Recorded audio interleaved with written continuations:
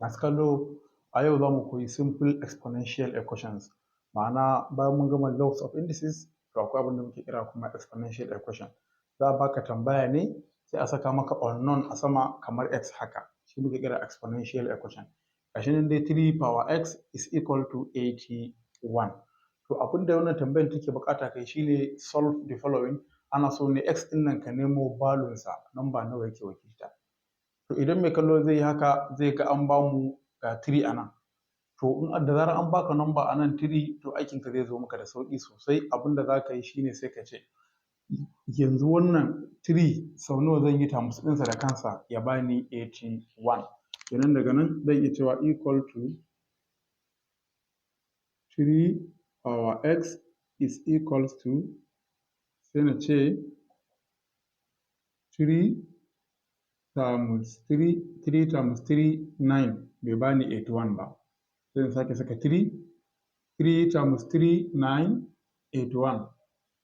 3 times 3 9 ina da 9, to 9 times 3 27 bai bani 81 ba. Sai in ƙara 3 in gani, sai in ce times 3, sai in gwada 3 times 3 9 times 3 27 times 3 zai bani 81.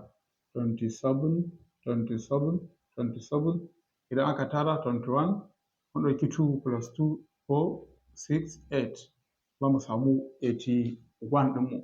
Sai mu ce to 3 power x, wannan 3 power x ɗinmu kenan, is equal to, sai mu ce to 1 2 3 4 duk yan iri ɗaya ne, mu ɗauki guda ɗaya mu rubuta shi, sai mu ce to su nawa ne 1 2 3 4, sai in sa 4 na nan.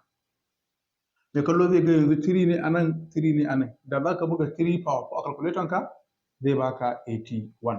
To bayan ka mai da shi power haka sai ka ce to 3 ɗin nan da 3 ɗin da iri ɗaya ne, to sun tafi da juna sun yi cancelling. Abin da ya rage mana x equal to 4. Da haka sai ka ce by equating x equals to 4. Mai kallo da zaran kai haka to ka yi solving ka samu x ɗinka. Da za ka buga 3 power 4 zai baka 81. Wannan mai kallo haka za a yi sa. To ga nan misali na biyu zan bayar. A misali na biyu mai kallo zai ga shi kuma an bamu 5. To kamar yadda muka yi wannan shi ma haka mai kallo za ka yi.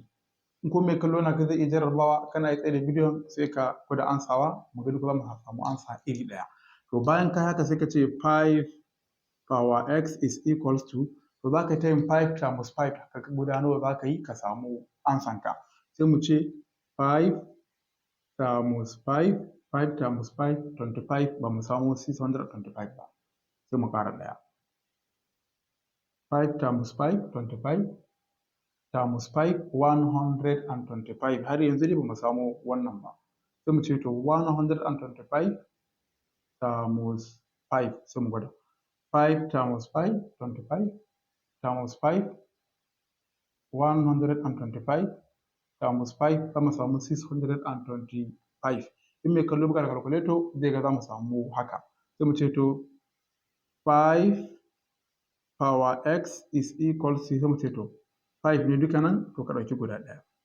Ka ɗauki guda ɗaya sai ka ƙirga guda nawa kake da shi, 1 2 3 4, sai ka saka huɗunka.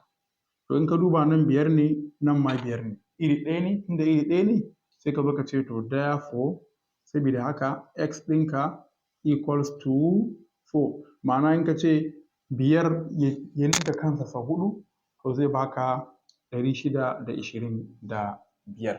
Mai kallo wannan shine gabatarwa dangane da indicial equation, kuma daga nan za mu samu tambaya za ta mai da mu zuwa quadratic da muka koya a baya. Mai kallo ka yi sharing ka kuma subscribe wannan bidiyo.